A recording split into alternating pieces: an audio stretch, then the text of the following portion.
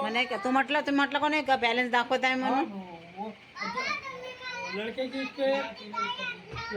पे लिख के आया बोला हाँ पैसे भरो बैलेंस, करके, हाँ पैसे भरो करके वो तो ये तो पैसे भरे बोला हाँ आप नहीं लिखे उनकी नहीं बताया बोले ते डिलीट नका करू हाँ ये कुछ नहीं जो बताया आहे ते. बोले।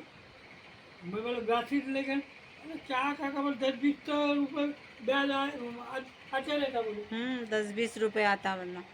MSC 3100 रुपये 3190 रुपये भरले अजूनही आहेत. बंद आहे त्याचं आपल्याला नाही त्यानं म्हटलंय म्हणजे त्या दिवशी ते येईन भरून आणले म्हणते ना. अरे कुठे भरतायचे आता तिकडे भरतो रसीद दे आता नाही का त्या तिकडेच भरायचं ऐकून घे ऑफिस मध्ये. जिथं रसीद देईल हा काहीच नाही आणलं. हे आणलं नाही का काय आहे ते? ते आताच तर आणलं विकत घेऊन दिले आणि तिला 30 रुपयाचं आता खाऊ. ते शेगावसाठी ठेवलं आहे तिनं. आता काय नाही आणलं मग काय आता काय आणलं मला माहिती आहे बघ तुझे दादा आले मला सांगितलं नाही तू दादा आणते म्हणून हो 12 वाजता आला आज बरोबर.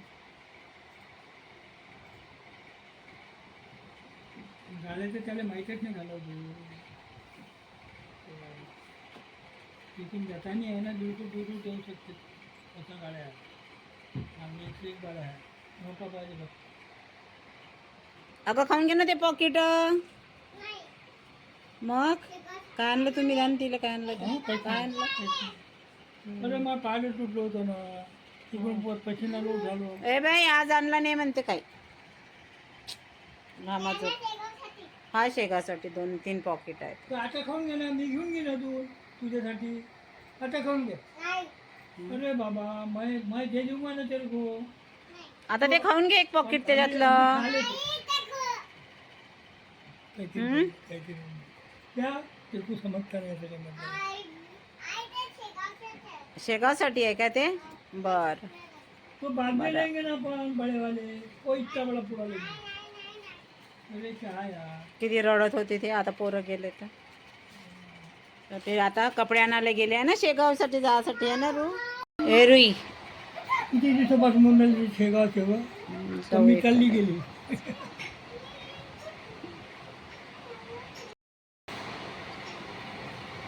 आपण जाऊ आरू दादा शिवदादा आले कपडे गिपडे घेऊन तर मग जाऊ. हा आणि झोपल्याची आता असं चुपचाप झाले थांबत नाही ते थांबतच नाही आता पोरं. मगाशी आले मगाशीच जातो म्हणे नंतर थांबायलाच नाही पाहत ते आता.